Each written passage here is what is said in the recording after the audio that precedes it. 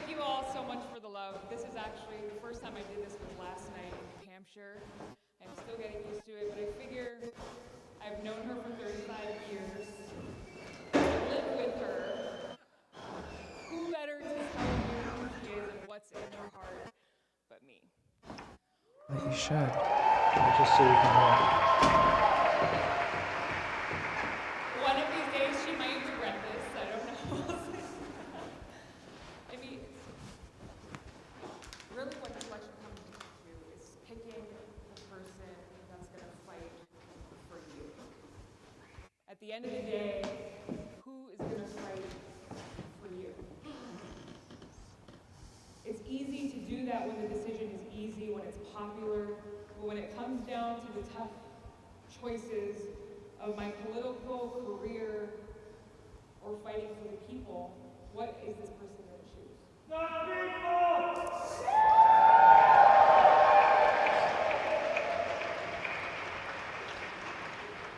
So I know I may be biased, but I can tell you she has chosen you every single time.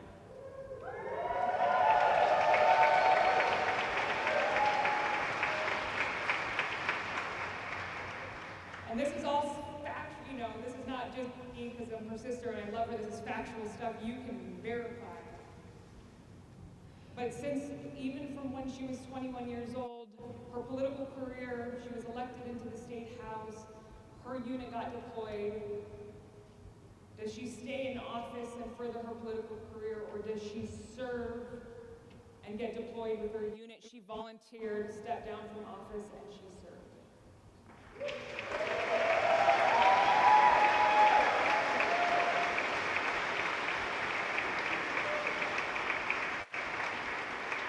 In 2016, all the newspapers were saying she's the rising star of the Democratic Party. She's the new vice chair of the DNC. All the articles in the media were saying positive things about her. She stepped down from that position in the DNC to support Bernie Sanders.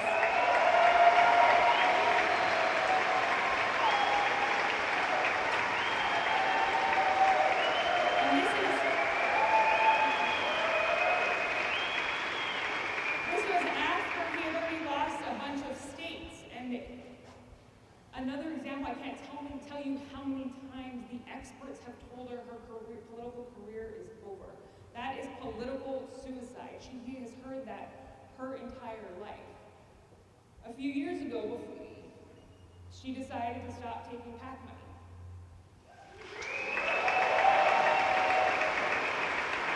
And the political experts told her, you will never be able to run for higher office.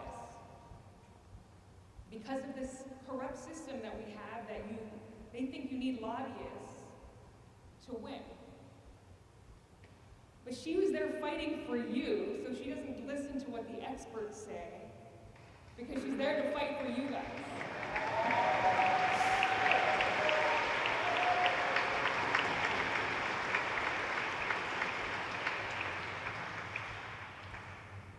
And so this confuses people because you don't see very many politicians who do this. So we have meetings, you see articles come out and they're like, what is her true intention? Like, I think she wants a gig on Fox News.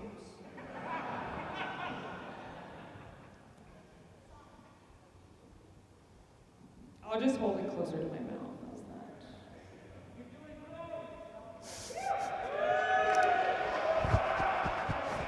Is that better? Oh, there we go.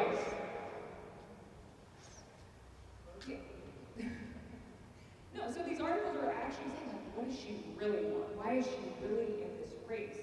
Because it is impossible for them to even understand that she's actually in it to serve. So she's not taking the politically easy route.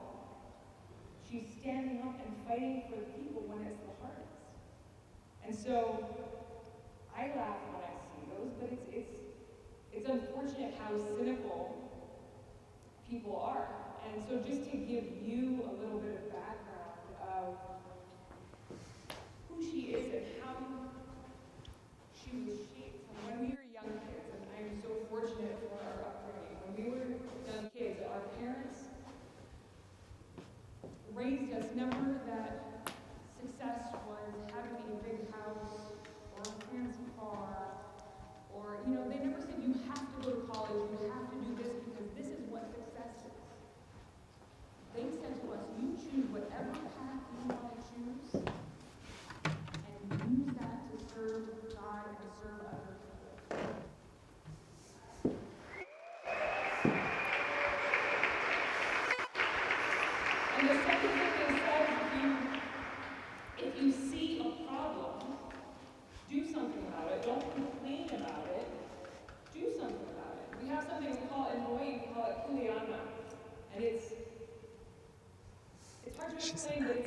your responsibility in the world and your community on the planet is your passion and your responsibility. And so their push was always, whatever path it is, do it in service to others. Because it's not about us. And so she started a nonprofit organization. She cared about the environment. She started a nonprofit organization when she was 16 years old, called Healthy Life Coalition. This was a issue. The environment was something that she's always cared about, something that got her into politics to begin with. But this path is always surprising for us because when we were little, so there are 5 of us. We have 3 older brothers. She's the 4th, and I'm the youngest. And growing up, she's by nature an introvert. But when we were little, she was painfully shy.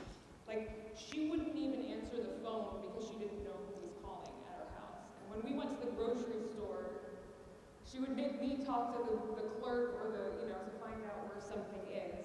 This is how shy she was. She was terrified. So how do you get from that person to somebody who's running for president of the United States?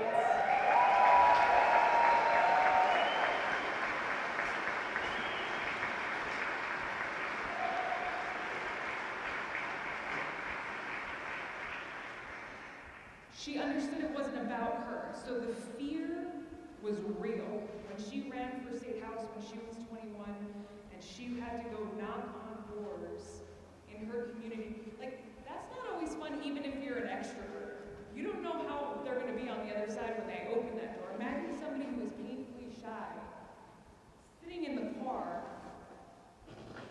trying to build up the courage to knock on that stranger's door. And what got her through that and every other obstacle has been, it's not about me. I'm not doing this for me. It doesn't matter what they think about me. I'm here to fight for the people. And that's all that really matters. And that's how you get from there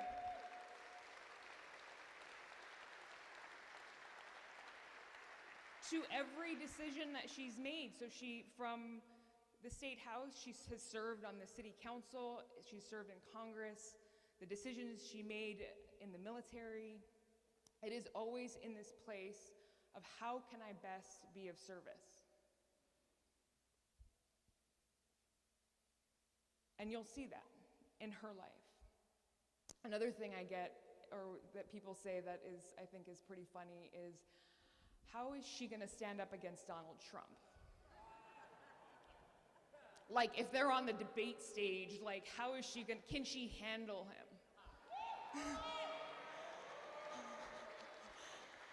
And that makes me laugh, right? Because she's a badass. I don't know if she's a soldier and she's a badass. And I don't know if you've seen interviews that she's been in that have not been the most fair, just put it politely, and how calm and cool and collected she is.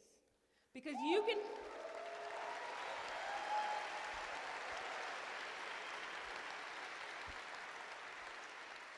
I'll just say she's been through a lot. Donald Trump doesn't have a chance. Because all those, when they do these personal attacks, again, it's not about her. She doesn't have an ego where it's oh my gosh, they're attacking me. It's really, her focus is always for you. Keep it coming. I am fighting I know why I'm here and I know why I'm in this fight. It is for you. Her life has shown just that. And so as you consider the field of if you haven't decided of who you want to vote for, look at their lives. Not just what they're planning now and their proposals now, but what have they done for their entire lives? I'm glad today I got a little bit of time to share with you what I've seen my whole life and what a role model she has been for me. And so I'm very proud today to introduce you to my sister and the future president of the United States.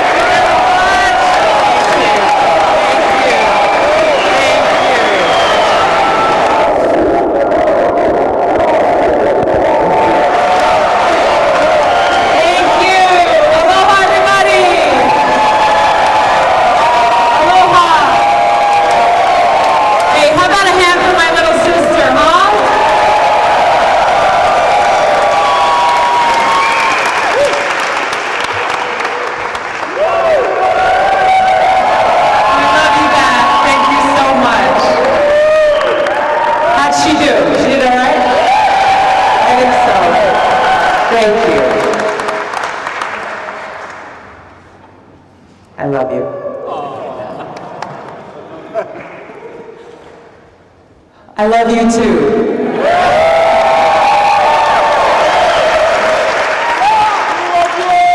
It's so good to be here. Thank you all for making the time to come out tonight. It's good to be back in Los Angeles.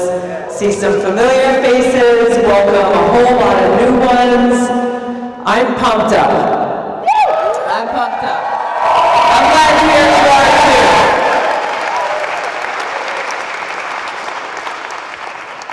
And you know, you wouldn't know it if all you did was live in a little hole or a bubble and watch cable news or scroll through Twitter, right? That's a whole different world that sadly is so deeply disconnected with our world, the world where the people live, right? I feel a little sad for those people who live in that bubble because they are missing out. They're missing out and they're not feeling the energy, feeling the heart-to-heart connections that we have here in rooms like this that are taking place all around this country. They are missing out on the heartbeat of our country and what is driving us, what is giving us this inspiration and this motivation that even in these challenging times, especially in these challenging times, that we can all make time in our busy lives to gather in a hall like this, motivated by love. Motivated by love. Love for our country. Love for each other. Love for our planet.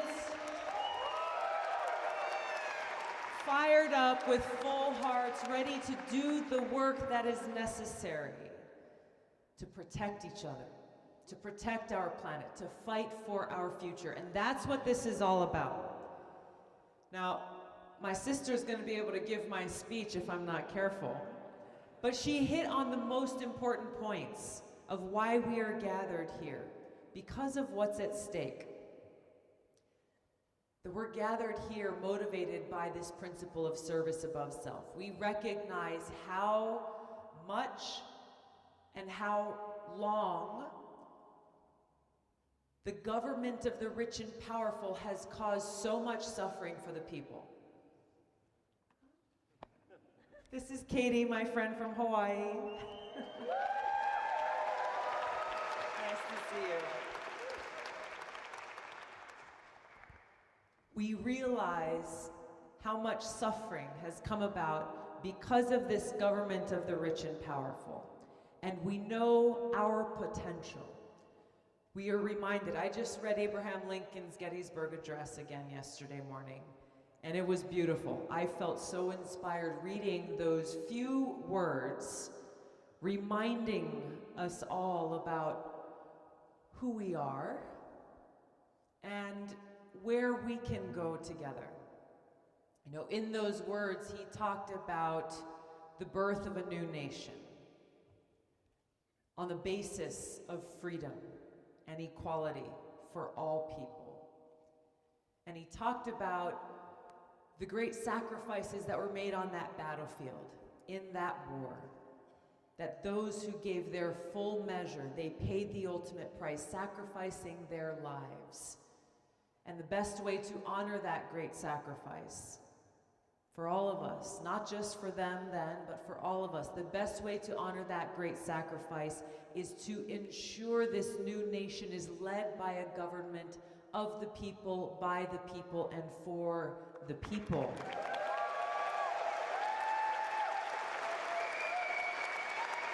Powerful words. Powerful words that light the path forward for us so we know what we must do. We know what we must do, and we also know that we are the only ones who can do it. Because when it comes right down to it, none of us are so naive as to think that we can sit on our couch at home and think that the self-serving politicians in Washington are all of a sudden going to have an epiphany and say, you know what? Yeah, we'll give up our big money special interests, PAC dollars. We'll give up the power that we have, the influence that we have, and instead really focus on how we can put the people first. It's not going to happen on its own. Why is that? Because those very few in the positions of power are afraid of losing it and will do all they can to protect it.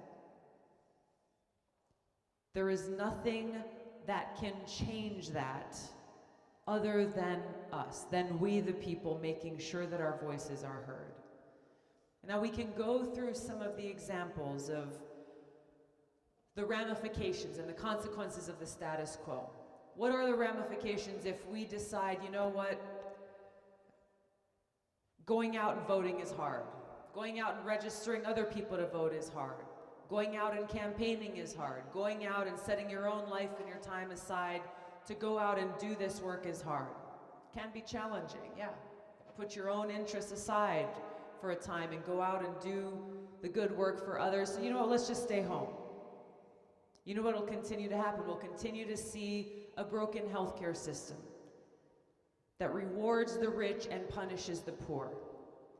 We'll continue to see healthcare laws that are written with carve-outs and loopholes that benefit big insurance companies and big pharmaceutical companies, while people in this country are left behind. We have tens of millions of people who are either completely uninsured or underinsured, meaning they are just one healthcare emergency away from financial disaster.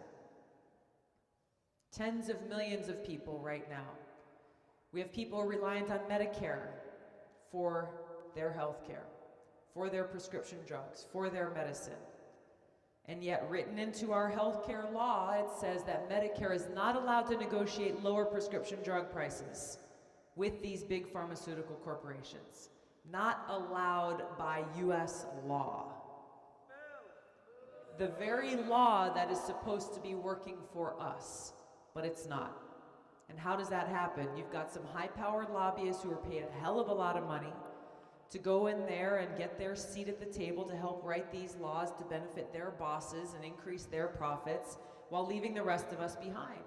Well, we have price gouging going on by these big pharmaceutical companies, and people are literally afraid for their lives because they can't afford the medicine they need. And here's the worst part about it all, is the United States government is the largest purchaser of prescription drugs of anyone in the world. Anyone in the world. We as taxpayers are their biggest customer. So, we got any small business owners or business owners here? We got a few of you. So if you've got a really important customer, you value that, right? You value them. You want to make sure you've got a happy customer. The purchasing power that we have as taxpayers is huge. The leverage that we have is great. Imagine if we actually use that to serve the people, to drive these prices down, rather than just writing it away and giving it away in the laws we have now. This is the consequence of the status quo. There are so many different examples that we can point to. Our broken criminal justice system and the fact that we still have private prisons that are earning profits for corporations based on a business model that keeps people in those cells, that keeps those cells full, that keeps those prisons full. Who's writing their paychecks? We are. Those dollars are coming out of our pockets. How is that helping us? How is that helping our country? How is that helping people? How is that helping to reduce the recidivism rates in this country? Actually reforming our criminal justice system. It's not. It's doing the exact opposite. Time and time again, we see examples of the laws that are being passed that are not serving the interests of the people, which is the driver for us to recognize that now is our time to bring about that change and bring about an end to the corruption in our own government. Now is the time. Now is the time.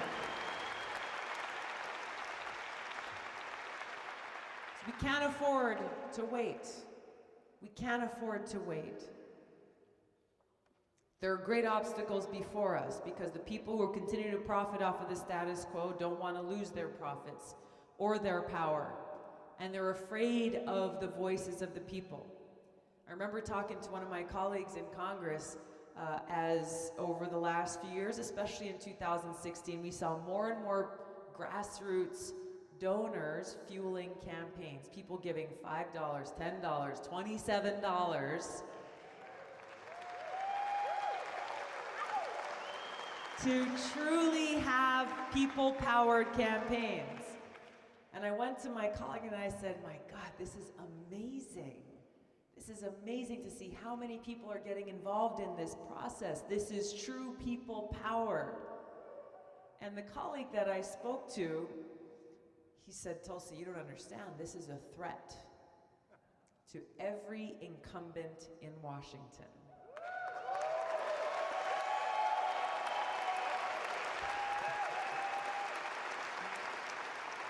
But he wasn't smiling when he said it. He was dead serious. And he said, this is a threat. This means that you will have more people fueled by more grassroots donors running more people power campaigns, challenging the status quo, challenging the incumbents in office, threatening that power.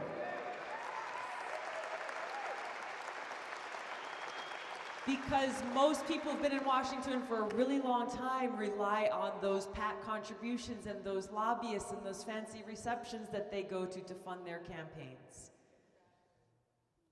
This person is no longer serving in Congress.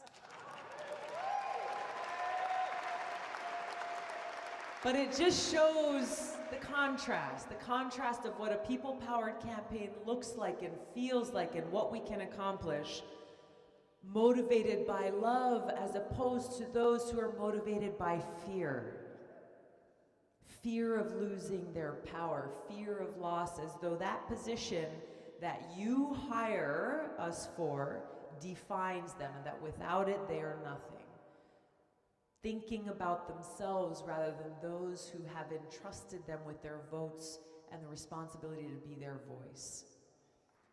This is why I'm so inspired, because whether I'm in cities like Los Angeles or small towns in a place like Ware in New Hampshire, there are people coming together, Democrats, Republicans, independents, libertarians, coming together and saying, we stand united.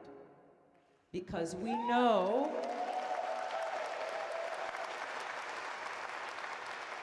that united we stand, divided we fall, and respecting each other as fellow Americans, drawing our strength from that appreciation that we have for the freedoms and principles that make up the bedrock of our country, provide us that space to be able to bring our ideas together, putting those principles of service above self at the forefront, caring for each other and solving problems. Actually solving problems.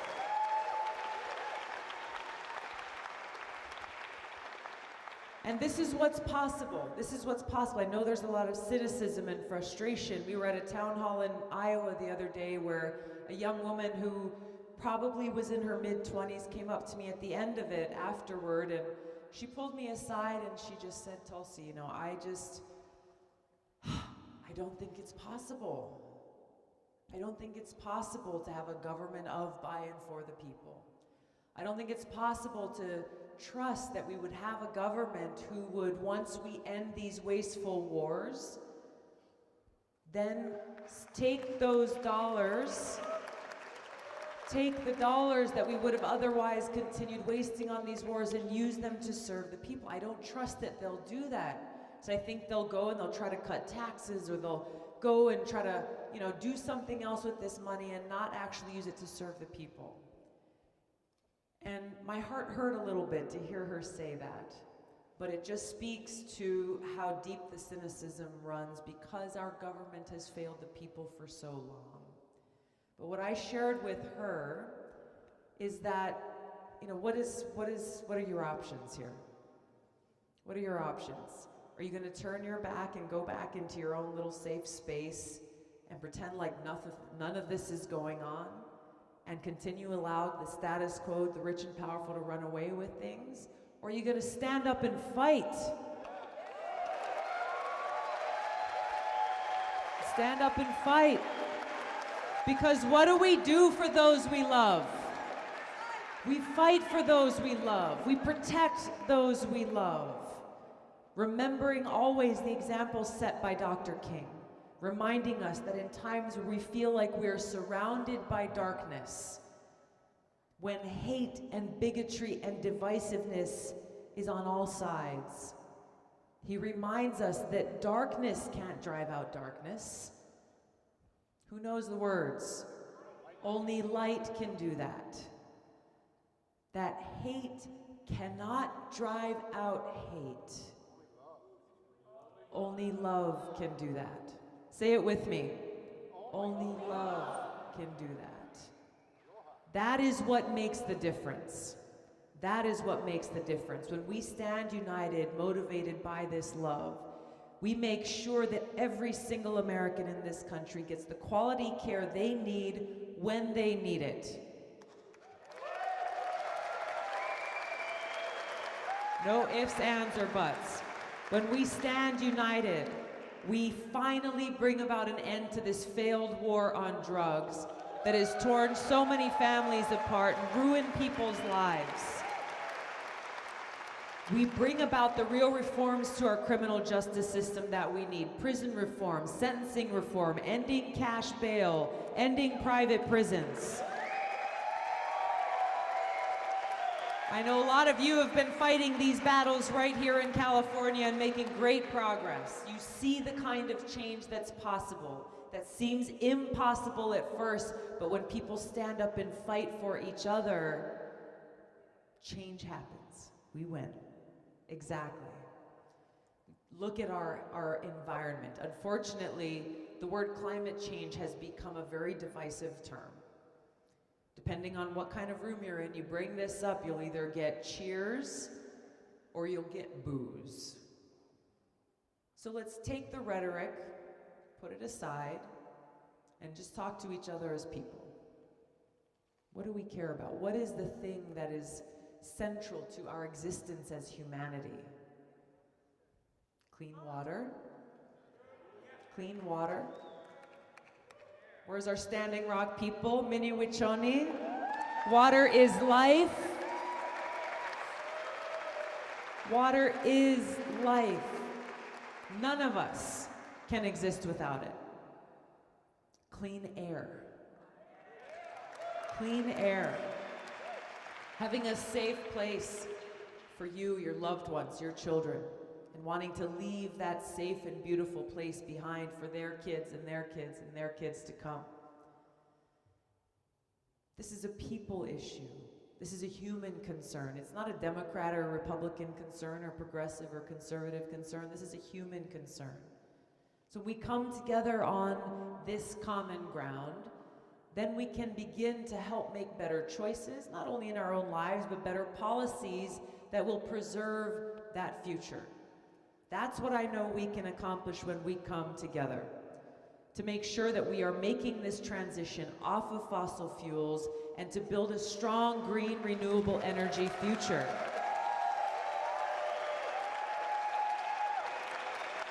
A future where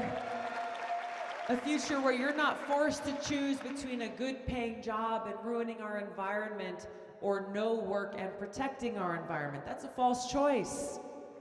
We can and must have both.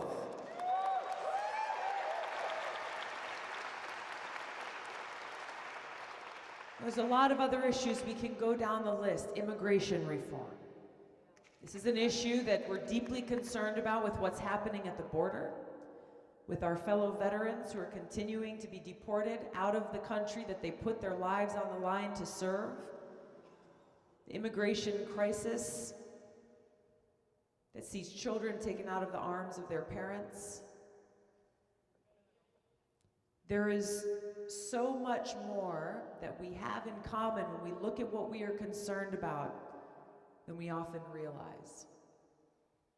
Our legal immigration system is broken. It's hurting our economy, hurting small businesses, farmers, families, those who are trying to be reunited with their loved ones. We lack resources at the border to be able to make sure we're providing the judges and administrators to be able to adjudicate those cases and claims for those seeking asylum in our country. The whole system is broken and it's not working for anyone. We can change that. If we get out of our little tribes and our camps where we sit and point fingers at each other and scream at each other, and instead come out and come together and actually talk about the problem and how we solve it together.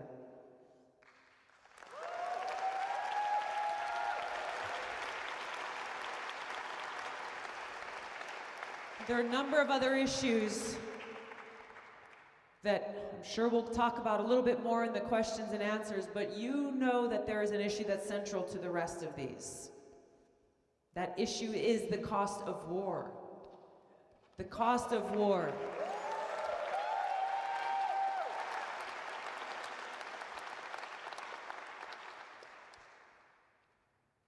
Every veteran who's here, to ask you if you don't mind, please raise your hand or stand and just allow us to recognize you for your service. Thank you. Thank you.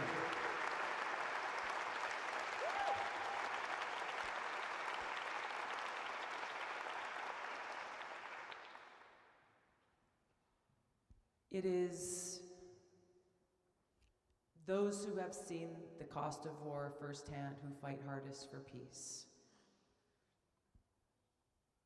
Those of us who said that final farewell to friends of ours, not through a hug or a pat on the back, but through a salute to empty boots, a rifle, and an empty helmet.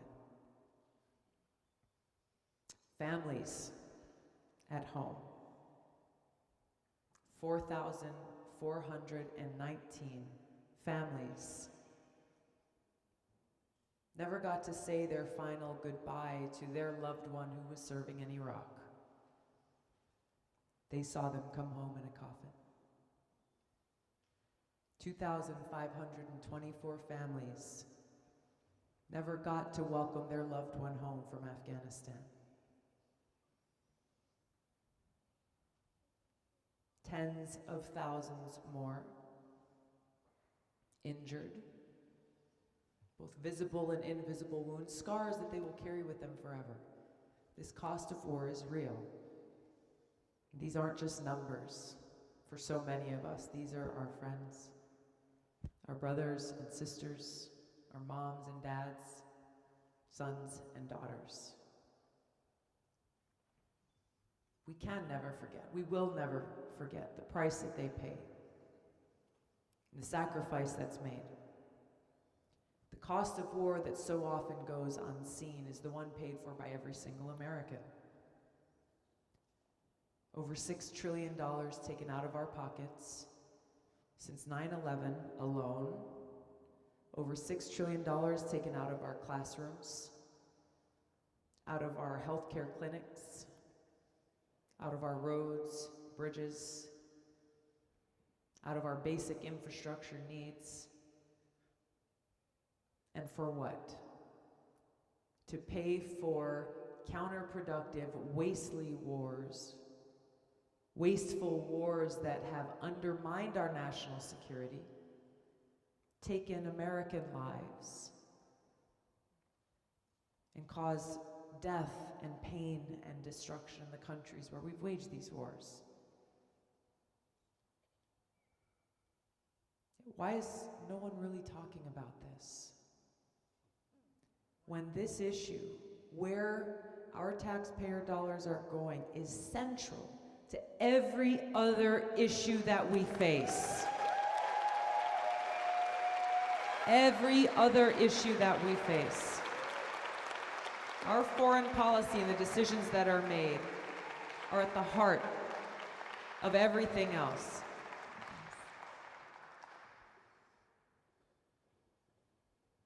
So we talk about the cost of war and why we must end it.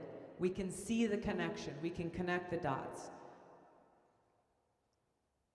I'm running for president to bring about an end to these wasteful wars.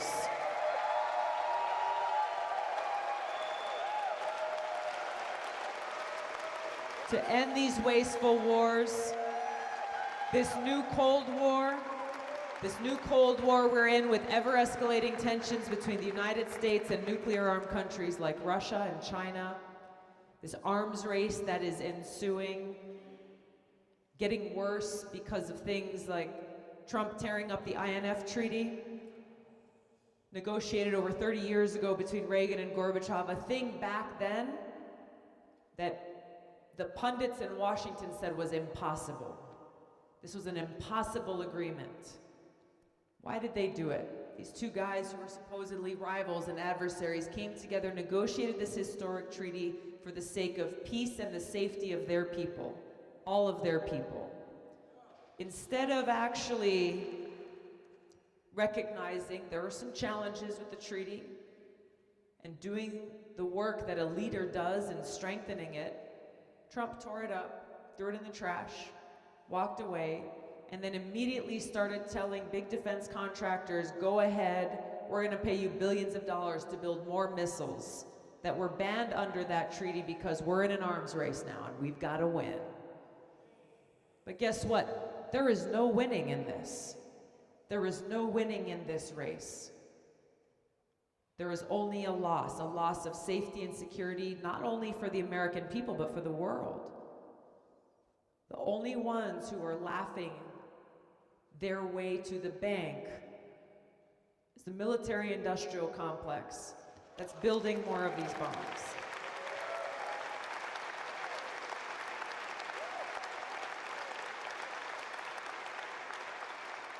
So when we talk about what's at stake, we really are talking about our future, because these are existential threats that we're facing. With these increasing threats, nuclear strategists are talking about we're closer to the brink of nuclear catastrophe than we ever have been before. This is real. We're not here to play games. We are fighting for our lives and fighting for our planet and fighting for our future. That is why we will never quit. We're not going home. We're just getting started.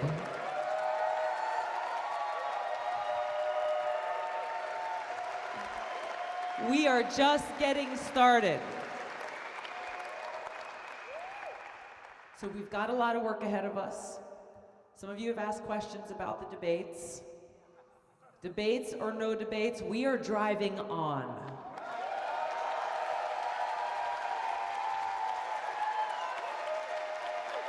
And let me tell you why. Let me tell you why, because we know that it is we the people who decide who gets to lead our country.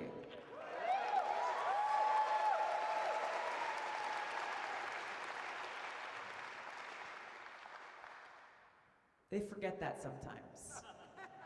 They forget that sometimes, and they think, actually, you know what? People aren't really paying attention, they don't really care, so hey, let's just winnow down the number of people who we think you should be able to choose from. Let these people in Washington, they have your best interest at heart, right? No. No. We're not playing that game anymore.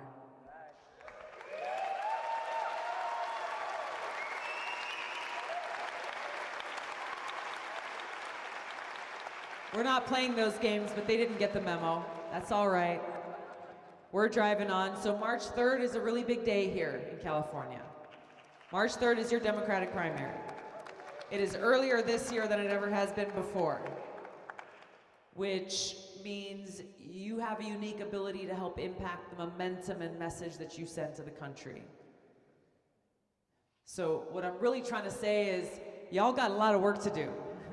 We have a lot of work to do. We have a lot of work to do.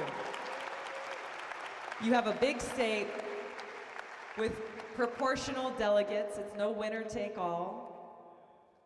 So with your support, I know we can do very well here in California. With your support, our movement can build and continue to grow. And it is with this movement, that is about bringing people together, putting the interest and the well-being of the people in our country and our planet at the forefront of the decisions our leaders make, bringing about a government of, by, and for the people that will allow us to truly bend the arc of history away from war and towards a bright future with peace, opportunity, prosperity, and equality for all people.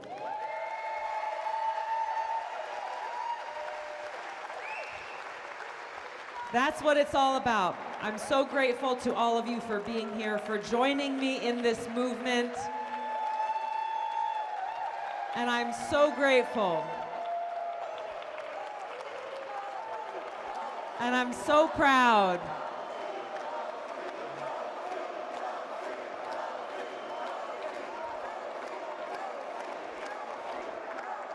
I love you guys. I am proud to stand shoulder to shoulder with you in this fight for our people, our planet, and our future. Thank you so much. We're going to have time for a few questions here.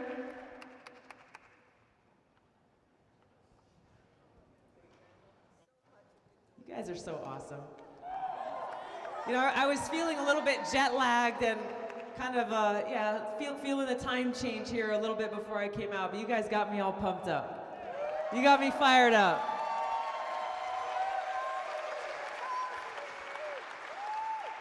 Thank you. Yes, sir, we'll start with you.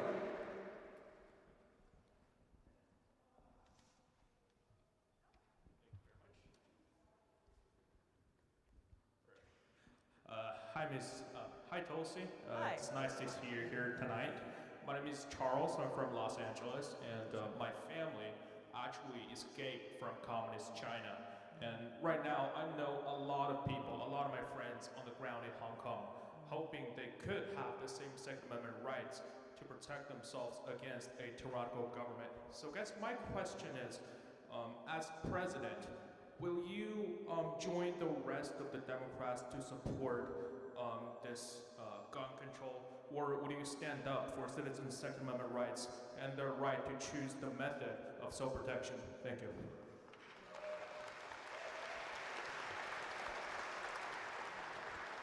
Thank you. Thank you for your question.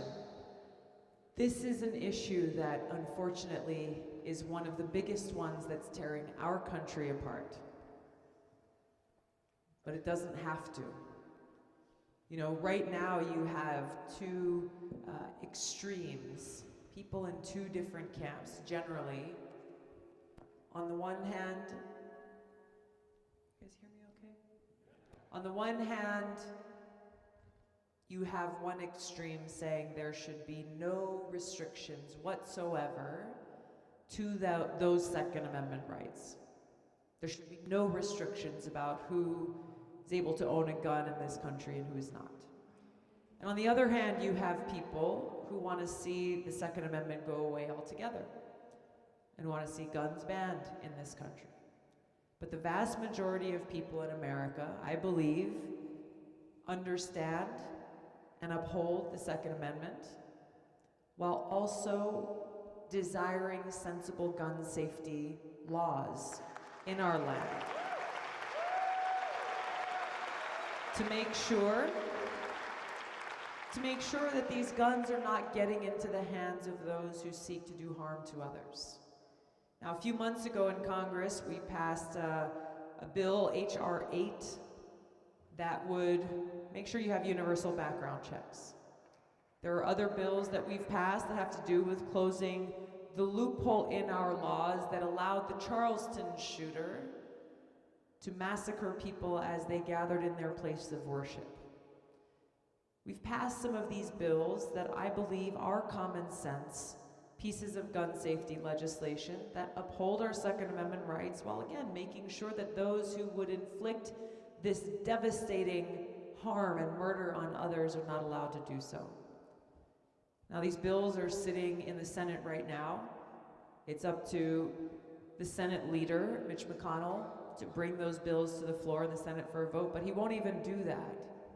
I think it says a lot about leaders who refuse to allow the members of that body to represent their constituents and exercise their right to vote. What are they afraid of? Being held accountable? Being on the record? They're failing to do their job when they're not allowing the people's voices to be heard.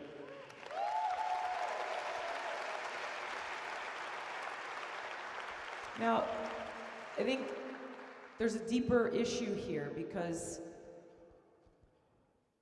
even with the numbers of these massacres and these shootings continuing to increase, we see them in the headlines and we mourn and grieve with the families who have lost their loved ones.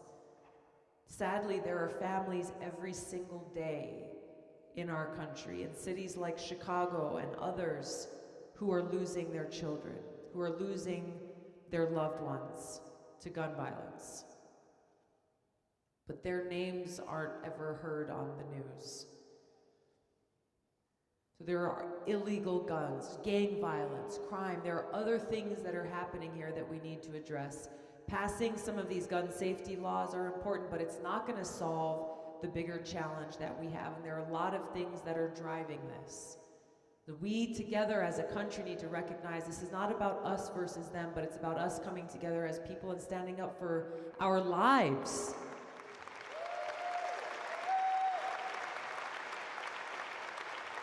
And being able to move forward together as a result.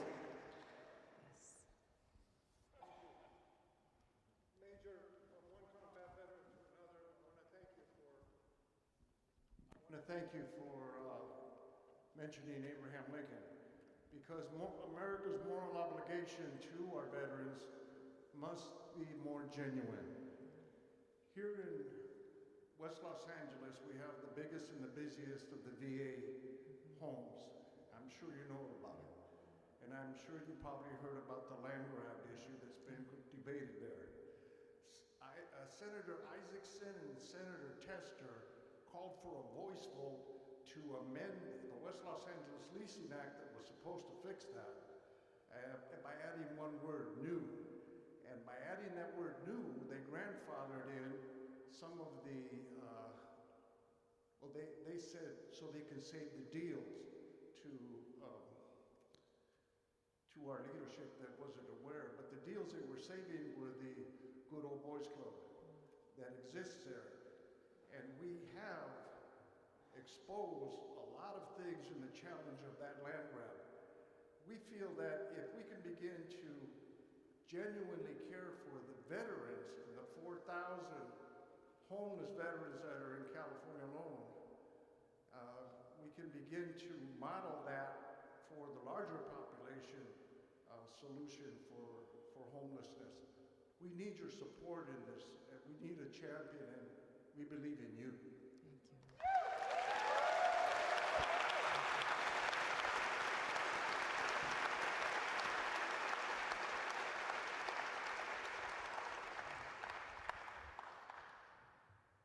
I have your back.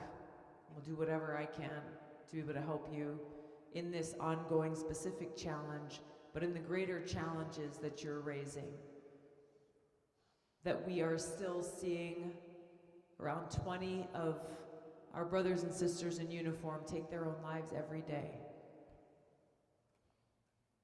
It is an epidemic that too often goes unnoticed, but deals directly with the fact that there are barriers to care that's getting in the way of these friends of ours getting the help that they need. During my second deployment, I was a platoon leader. And years after coming home, one of my soldiers, a happy-go-lucky sergeant, who was always there when you needed him, who always got the job done, fell victim to this epidemic and took his own life. This is still happening because they're not getting the help that they need. That we still have homeless veterans in communities all across this country who aren't getting the services that they have earned. Our brothers and sisters are being left behind because of politicians who give them lip service on Veterans Day, who like to come and shake our hands and say thank you for your service, but then turn around and shortchange our veterans through lack of resources going to the programs that actually work. Instead, seeing a lot of taxpayer dollars being wasted in this bureaucracy that too often serves itself rather than serving our veterans. And these politicians who don't think twice about continuing to make more veterans by pushing for more of these wasteful, counterproductive wars. Dishonoring the service and the sacrifice, the choice that's made by veterans to put their lives on the line for our country by sending them on missions that are not worthy of their sacrifice.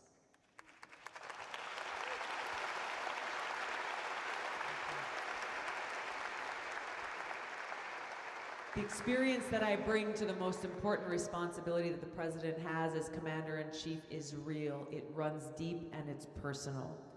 And I want you and every single other veteran to know that I will always have your back. That those warrior ethos that are ingrained in all of us are things that I take to heart. That we mean what we say when we say we will never leave a fallen comrade.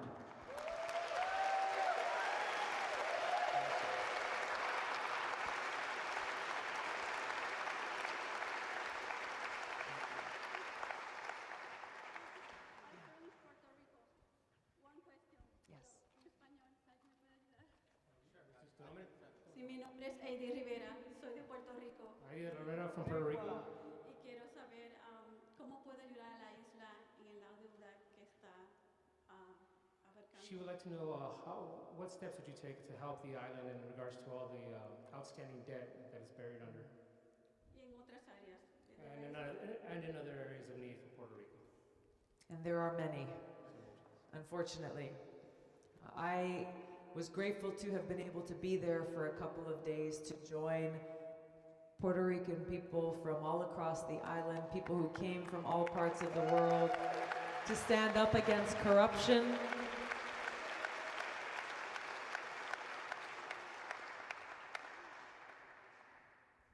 And to bring voice for the people, because they saw there how their government was not working for them, and they decided to do something about it.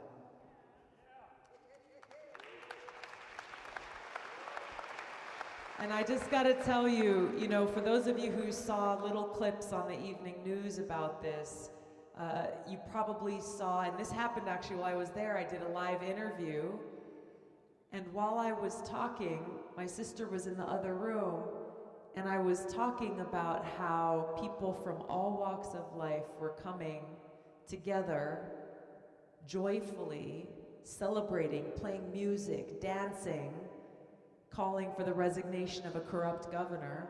But while I was talking about this, they were showing B-roll footage of tear gas and rioters and people who were in dark masks and painting this picture that was so far from reality.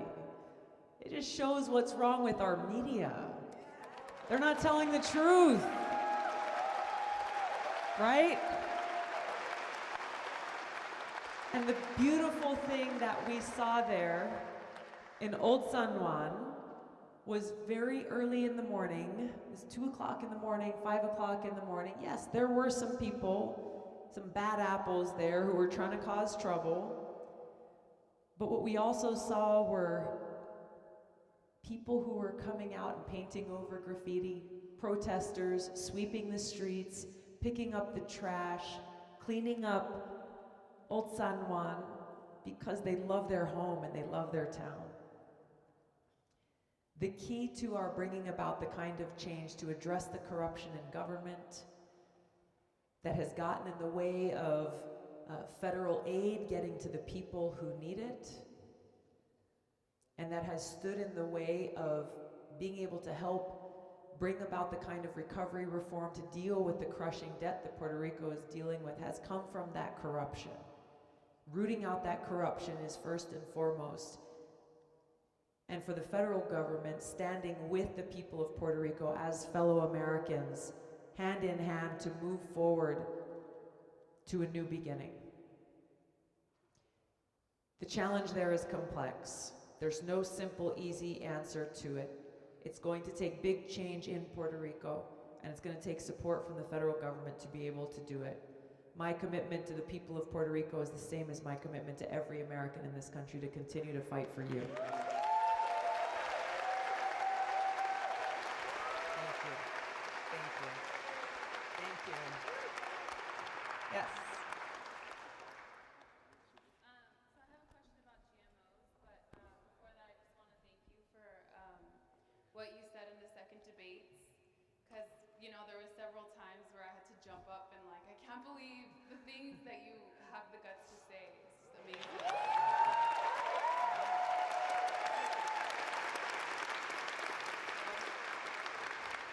My question Isn't it? about GMO foods, because we deal with it every week when we're at the market. But I don't know if you know, but there's 28 European countries and 4 Asian countries and Russia. They've all banned genetically modified foods and synthetic sweeteners like aspartame and stevia, because they believe that they cause cancer. But you don't hear about it here, and it's hard to find food here that doesn't have GMOs in it. So I just want to know where you stand on that. Yeah, thank you. Thank you. This is a really important question, and one that we've been battling for a long time. To your first point, isn't it sad that it becomes an act of bravery to tell the truth?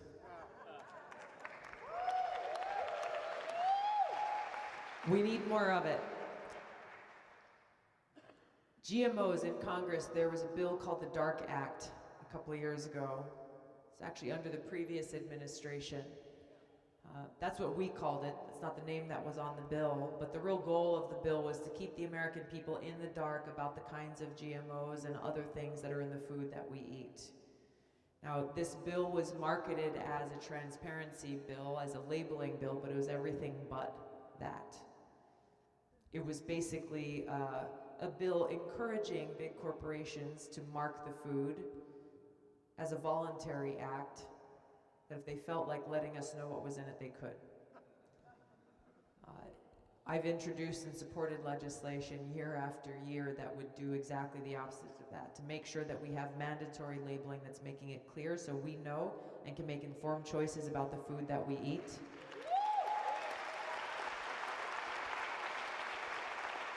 And as president, I would get the corruption out of the Food and Drug Administration.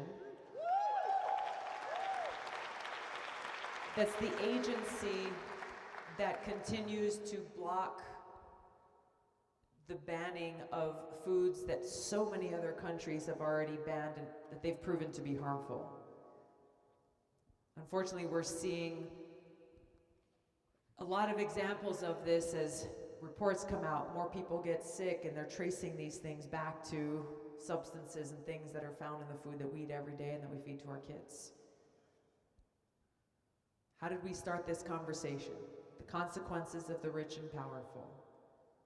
This is yet another example of how deep the corruption runs and where we need to make that change. This also comes in how we pass the farm bill. What kinds of subsidies are going to what kind of corporations? We've got to stop subsidizing companies like Monsanto and Syngenta, these multinational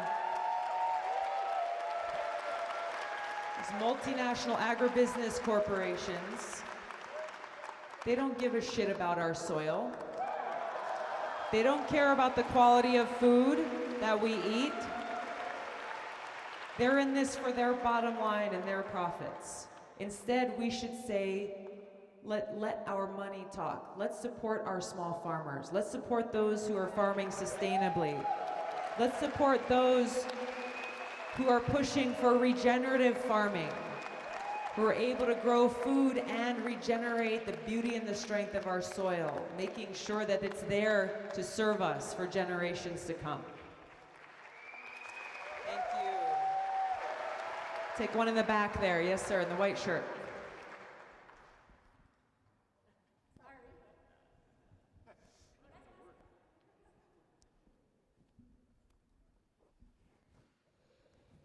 Tulsi, thank you. Thank you. First of all, thank you for taking down Kamala Harris in that debate. That was awesome.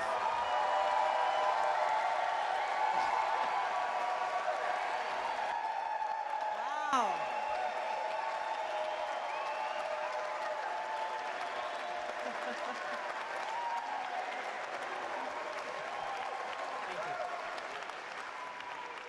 All right. So I'm a teacher here in Los Angeles. and- Thank you. Thank you. High school teacher. So back to the Second Amendment question. You know, school shootings. Yeah. Of course, I'm not, desensitized to that at all. I showed up. There was a threat at my school one day, and a lot of teachers showed up. Some actually didn't, but most of us were there. It's scary. And it's not just in schools, of course. You know, we saw what happened in Texas recently, etc.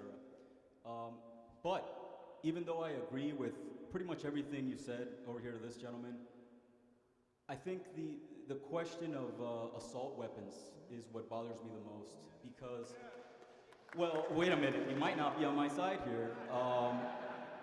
A lot of people don't know a lot of people think AR and AR-15 stands for assault rifle, and it's not, right? It's Armalite Rifle, the company that designed it way back, okay?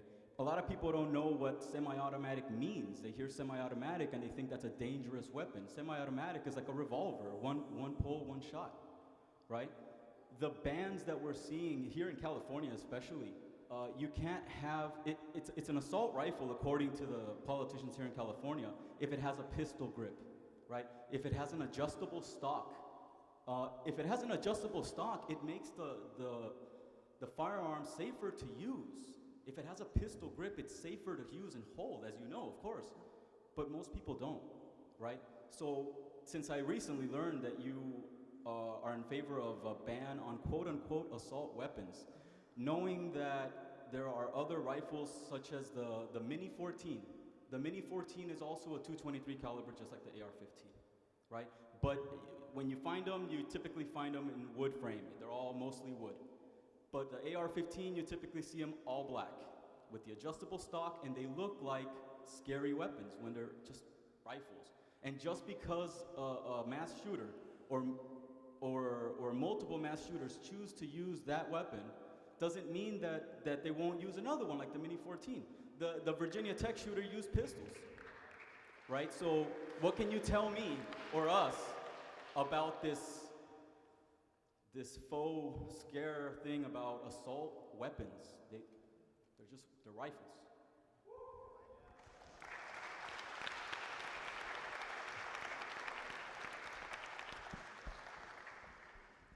I think what we've seen in some of the shootings that we've had, and I understand your point, and some of your points I agree with, but I do support the assault weapons ban legislation that we have in Congress.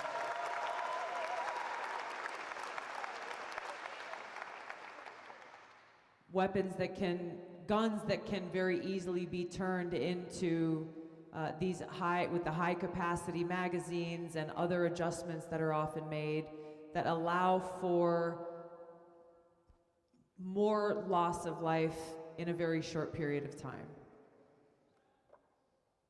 I think that when we look at some of I don't know the details of California's laws, and I'd be happy to look into that, but ultimately, I think we've seen how some of these laws don't actually help achieve the objective that we're seeking to achieve, which is protecting lives. And I think that's where, as we look at the details of the legislation that we're pushing, how we can accomplish that, taking away the divisive rhetoric, then we can actually make progress. Now, you and I may differ on this issue. I think that there are other guns, as you said, that can also be adjusted, and we've got to look at each of those circumstances once again to make sure that we do what we can to protect human life without undermining and eroding our Second Amendment. I think there's a way forward for this. I really do.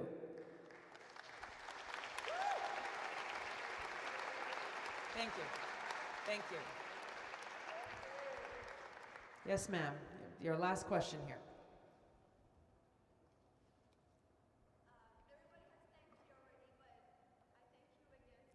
Thank you.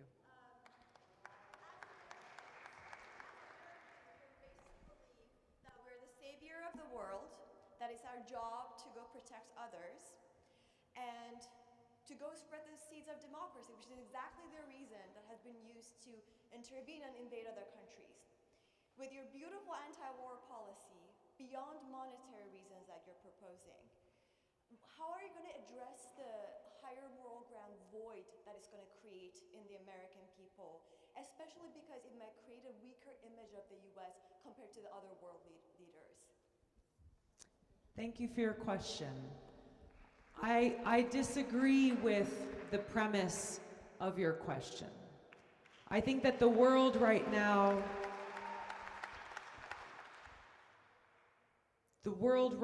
does not have the best image of the United States because we go around the world trying to act as the world's police.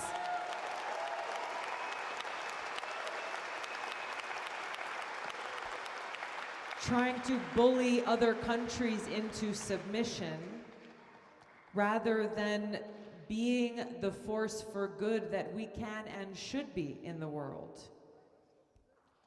We can best represent and share the ideals of democracy with the world, not by going and forcing them on other people and other countries, not by disrespecting the sovereignty of those other countries, but by actually making our democracy as strong as it can be.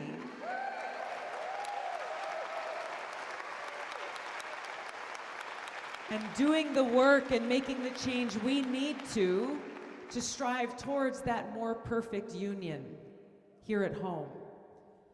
It is wrong to think that by ending wasteful regime change wars, by stopping this world's police activity of overthrowing authoritarian dictators, that somehow that means we turn our back on the world and there is a void that someone else will fill. This is the argument that's made by the establishment when they tell us that we've got to continue to have troops deployed in every country in the world, just about. That there will be a void otherwise. How about we fill that void with something other than war?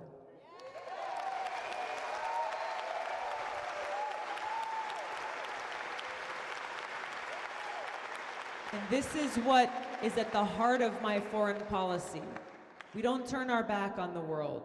We be the leader that we should be, leading with a foreign policy based on cooperation rather than conflict, being able to work out our differences with other countries, whether they be in trade or otherwise, security, other differences that we have, while also creating that space to work towards common shared goals. Now, you've just had a whole, was it 7 hours of a climate change forum on CNN the other day. There's a lot of people talking about climate change. But a lot of the very same people expressing concern about climate change are fanning the flames of this new Cold War, ratcheting up tensions with other countries, like Russia and China, when really we've got to be able to work with these countries to address climate change. Because as you know, even if we do every single thing that we must, everything that we want to do, if we snapped our fingers and got it all done tomorrow, it wouldn't even come close to addressing the global crisis that's before us. Leading with the foreign policy of cooperation rather than conflict provides us that opportunity, understanding that we don't have to see the world through a win-lose proposition. It is not a zero-sum game. That in order for us to win, in order for the American people to do well, that doesn't mean everybody else has to lose. No. We are stronger when we stand together. When others are prosperous and we are prosperous, we are stronger as a society in this world. There is so much opportunity. There is so much good and so much potential, and we here in the United States are uniquely equipped to lead the way towards that brighter future. That is what I hope to do as your President and Commander-in-Chief.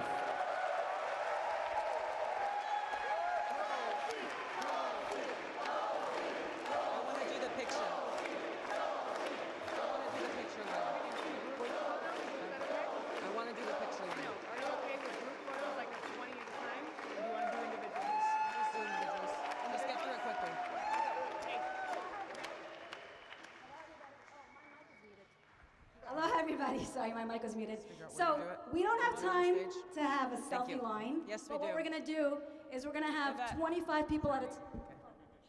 The boss said we're doing a selfie line, so we're doing a selfie line.